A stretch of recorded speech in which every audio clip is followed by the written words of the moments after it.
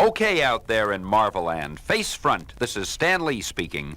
I'm Stan Lee. This is it, the second annual Mighty Marvel Convention in New York City. This is Stan Lee talking, and you are there. Hi, heroes. I'm Stan Lee, but hold the applause. This is Stan Lee. I'm Stan Lee. I can't blame you. I'm Stan Lee. I'm Stan Lee, and that's not your fault. I'm Stan Lee. Oh, Stan Lee. This is Stan Lee. This is Stan Lee. Hi, this is Stan Lee. This is Stan Lee. This is Stan Lee. I'm Stan Lee. Hi, I'm Stan Lee. Hi, heroes. This is Stan Lee coming at you. This is Stan Lee saying Excelsior. Hey everyone, I'm Bradley, and welcome to Zelangle. Stan Lee is maybe the largest contributor to pop culture, and where it is today, than probably anyone else in history, and he was definitely the most influential one that was still living. But now he is gone.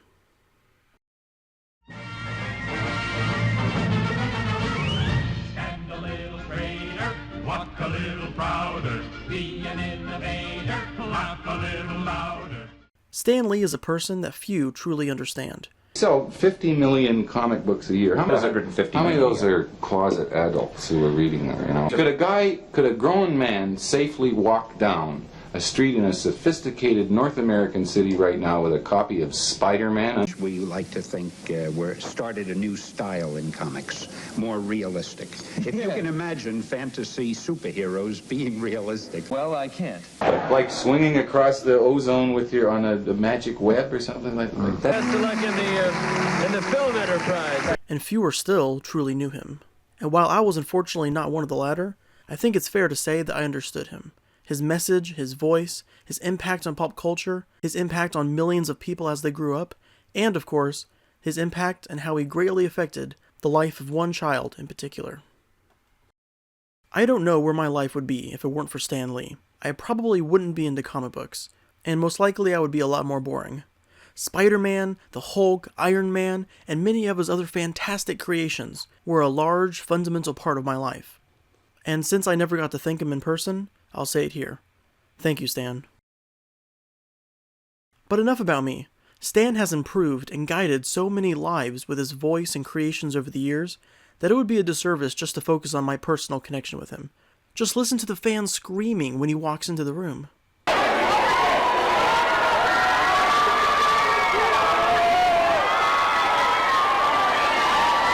Welcome to the stage, Mr. Stan Lee.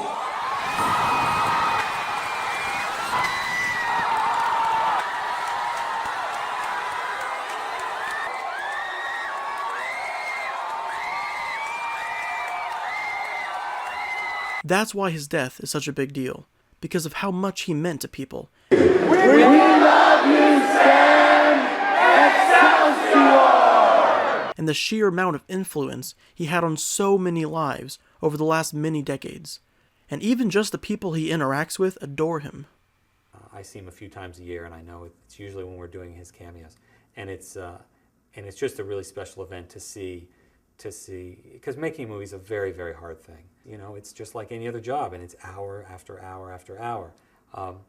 So Stan's visit always livens up the crew, and it always feels like a day off, even though you shoot a full day as normal. But the actors, Michael Chiklis on Fantastic Four, it's no secret, you know, he's very uncomfortable in that outfit on the first film. But I remember when Stan came to visit, Chiklis just bolted up, went over, was talking to him, and he was in full makeup, talking to him for like an hour. And I thought, man, that again, the power of Stan to just bring the best out in people and the enthusiasm out of people. Enthusiasm radiates off of Stan. Yes, the creator of Spider-Man died. And yes, the guy who, without him, the biggest film franchise in history wouldn't exist, has passed away.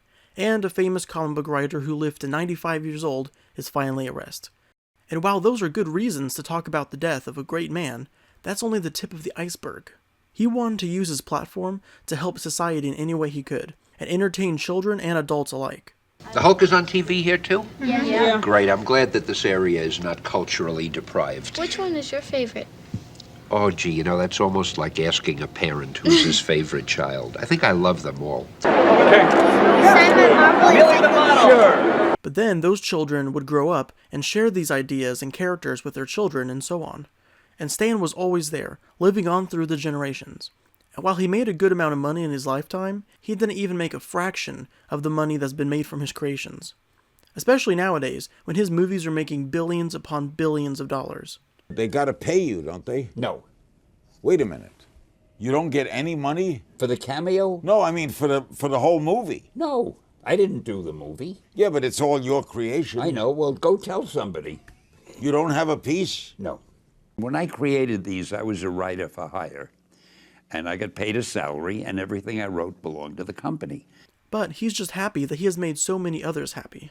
It's almost hard to believe that the stories I wrote and the little speeches I made might have affected these people the way they say they do. One thing you change about the world. What would I change?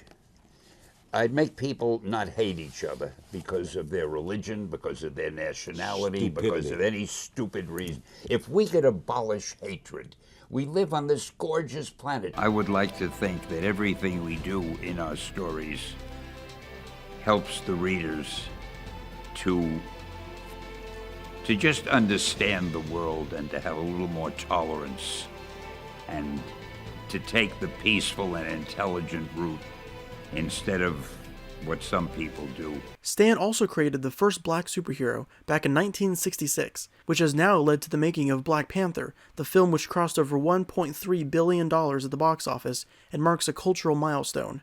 He also helped to spread tolerance when it was not as abundant. I've always tried to do our stories so that it didn't matter if you were of the white race, the black race, the brown race, or whatever. So social issues I try to get in the background or underlaying a plot. Those stories have room for everyone, regardless of their race, gender, religion, or color of their skin. The only things we don't have room for are hatred, intolerance, and bigotry. That man next to you, he's your brother. That woman over there, she's your sister. And that kid walking by, hey, who knows? He may have the proportionate strength of a spider.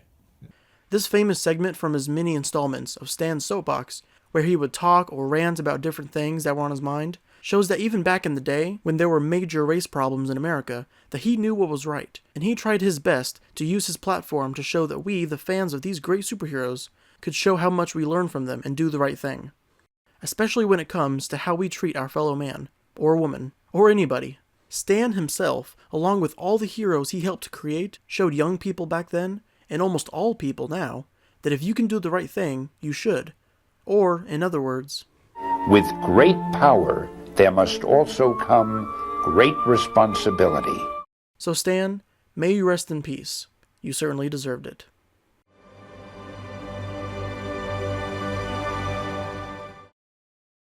Are you afraid of dying? No. Not at all. I don't fear death. I'm curious. I can't imagine what it could be like. Because I personally feel when you die, that's the end. It's like a machine that the engine is off. I think that's it. But how can there be nothing forever? You know what I mean? Because forever. it's hard to imagine. I can't believe it. To not exist. Yeah, so I almost can't wait to find out, but I'm not in a big rush. So last question. How would you like to be remembered? Oh gosh, how would I like to be remembered? Well, I think I'd like to be remembered as a guy who provided some entertainment for people and who enjoyed doing it. I'm not a guy who thinks much really of posterity or how I'm remembered because, you know, I've never believed in this business of building statues to people because once you're gone, you don't know about it. I mean, once I'm not here anymore, it's not going to matter to me if I'm remembered or not. I'd like to be remembered while I'm alive. That would be nice. Okay.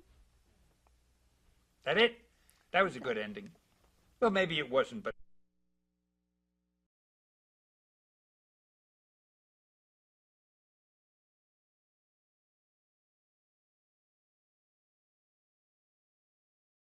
Somebody caring about you as I care about them, whom you've never met. This business of fans, I think is terrific. And I love them all. And I mean, you could be a supermarket checkout clerk and be a hero in your own way if you're good to the people that you work with. Anybody could be a hero, I think. And I'm happy that even after all these years, someone bothers to interview me about it. I'm really very flattered. So what's the secret to a long life? I have no idea. To me, it's still been a short life. I hope it goes on a lot longer. But I think being interested in what you're doing. You know, one of the greatest things about Spider-Man's outfit, his costume? What? He is completely covered. So any kid could imagine he's Spider-Man because no color of the skin shows. He could be black under that. He could be red. He could be yellow. He could belong to any race. And that wasn't done purposely. It was done accidentally. But I think it was the best thing we did, making him so that he could be anybody under that costume. I think Marvel is becoming the biggest thing in entertainment, and I predict that in the next 100 years, Marvel will be much bigger than it is today. And I won't have to worry about being embarrassed if my prediction is wrong, because I won't be here in 100 years, so you won't be able to say, aha, you were wrong. I believe that the most important thing to do is to do the right thing, absolutely. The biggest problem people have, including me, sometimes it's hard to know what the right thing is. But certainly, doing the right thing is one of the most important things in life. It's supposed to be a Stan Lee action figure? Yeah, how about that? And somebody did a bust over there. It's awful when you're easy to caricature. You know, that kind of worries you a little bit, but what are you going to do? Life is so exciting, and every day there's something new and thrilling coming along. And it seems to be happening faster and faster as science gets more and more advanced. And when I was very young, I wanted to be the usual, a policeman, a fireman, a cowboy. Everything, the whole world seemed exciting to me. And I've got to tell you, it still does. And that's how you know you're famous. I would love to think somewhere, my obituary, you know, is in a file somewhere. Then I'd know I made it. I've always felt it would be nice if, while enjoying the adventure, if the reader also gets the feeling that we should all be good to each other. And the world is a small place. We only have a short time in it, and we must make it as pleasant for ourselves and for other people as we possibly can. I don't think I'd want to be immortal unless... Why not? Unless it went for everybody. I wouldn't want to be alive while all my friends and relatives were dying. But if everybody could be immortal, I think that could be fun. But you'd meet new people. Pardon me? You'd meet new people. Well, that's true, but no, I like the people that I know, and I want to have them around. You're artists. No, I take them seriously. I have to. Yeah. You see, to me, that's the real world. I mean, right now, all of this is nonsense, and I can't wait to get back to reality later. You created our modern mythology. Yeah, that's true. And I really have a great sympathy for most of the working people. And I'm aware that I'm incredibly lucky because of the work I do, and so is anybody who really enjoys his work, whether he's a shoemaker or a sportsman, anybody. If you enjoy your work, I think that's one of the secrets of some sort of happiness.